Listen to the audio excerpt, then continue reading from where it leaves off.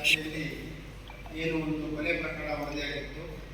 ಆ ಕೊಲೆ ಪ್ರಕರಣದಲ್ಲಿ 24 ಗಂಟೆ ಒಳಗಡೆ 6 ಜನ ಆರೋಪಿಗಳನ್ನು ಬಂಧಿಸಿಕೊಂಡು ACP suburban Rajanna, inspector Shetty Sushil ಮತ್ತು ಎಲ್ಲ ಅಧಿಕಾರಿ ಸಿಬ್ಬಂದಿಗಳನ್ನು ಇಲ್ಲಿವರೆಗೆ ಒಟ್ಟು 6 ಜನ ಆರೋಪಿಗಳನ್ನು ಬಂಧಿಸಲಾಗಿದೆ.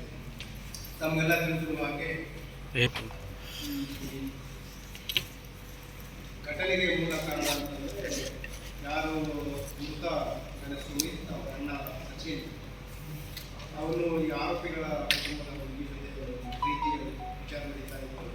ಅದೇ ಹಿನ್ನೆಲೆಯಲ್ಲಿ ಅವರಿಗೆ ಸುಮಾರು ತಿಂಗಳುಗಳಿಂದ ವರ್ಷಗಳಿಂದ ಮಾನ ವಿವಾದ ಆಗ್ತಾ ಇತ್ತು. ಮತ್ತು ಮದುವೆ ಪ್ರಸ್ತಾವನೆ ಕೂಡ ಆಗಾಗ ಮಾಡ್ತಾ ಇದ್ರು. ಈ ದಿನವೂ ಕೂಡ ಆ ಮದುವೆಯ ಪ್ರಸ್ತಾವನೆ ಮಾಡಿದಾಗ ಅದು ಗಲಾಟೆ ಆಗಿದೆ ಎಂದು ದೇಶದಲ್ಲಿ ಇವನು ಹುಡುಗಿಯ ಅಣ್ಣ ಒಬ್ಬನನ್ನು ಚಾಕುವಿನಿಂದ ಎತ್ತಿದ್ದಾನೆ.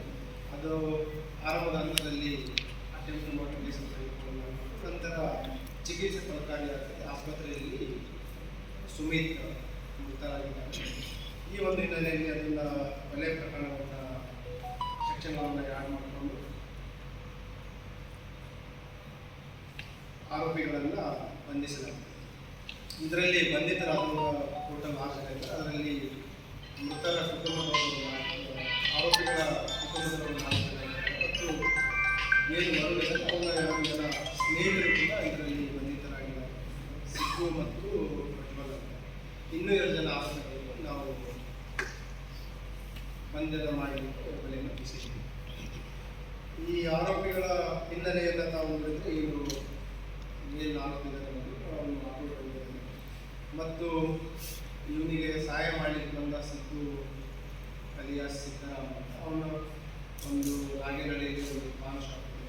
ಉಳಿದ ಆರೋಪಿಗಳು ಎಲ್ಲ ಈ ಸ್ಥಳೀಯರಿದ್ದಾರೆ ಮತ್ತು ಲೇಬರ್ ಕೂಲಿ ಕೆಲಸ ಮಾಡ್ತಾರೆ. ಅಂದರೆ ಅವತ್ತೇನು